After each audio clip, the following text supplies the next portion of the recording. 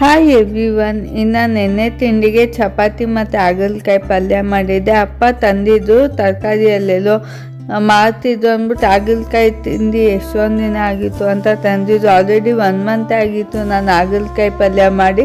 ಅದು ಕೃಷ್ಣ ಜನ್ಮಾಷ್ಟಮಿ ದಿನನೇ ಮಾಡಿದ್ದೆ. ಸ್ವೀಟ್ ಮಾಡಬೇಕಿತ್ತು ಬಟ್ ಕಹಿ ಮಾಡಿಬಿಟ್ಟಿದ್ದೆ.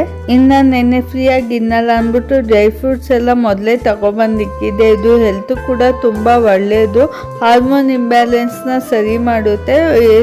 ಅಂದರೆ water Milan seeds, pumpkin seeds ಮತ್ತು ಸಬ್ಜಾ ಸೀಡ್ಸು ಮತ್ತು ಮೇಯ್ನಾಗಿ ಅಕ್ಸೆ ಬೀಜ, ಫ್ಲ್ಯಾಕ್ಸ್ ಸೀಡ್ಸ್ ಅಂತ ಬರುತ್ತೆ.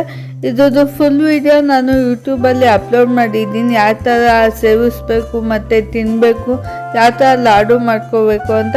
ಇಂಟ್ರೆಸ್ಟ್ ಇದ್ದರೆ ಒಮ್ಮೆ ಚೆಕ್ ಮಾಡಿ ಫ್ರೀ ಟೈಮ್ ಇದ್ದಾಗ. ನಾನು ತುಂಬ ಸ್ವೀಟ್ ಮಾಡ್ಕೊಂಡಿಲ್ಲ, ಸ್ವಲ್ಪ ಖರ್ಜೂರ ಖಾಲಿ ಆಗಿಬಿಟ್ಟಿತ್ತು, ಹಾಗಾಗಿ ಲೆಸ್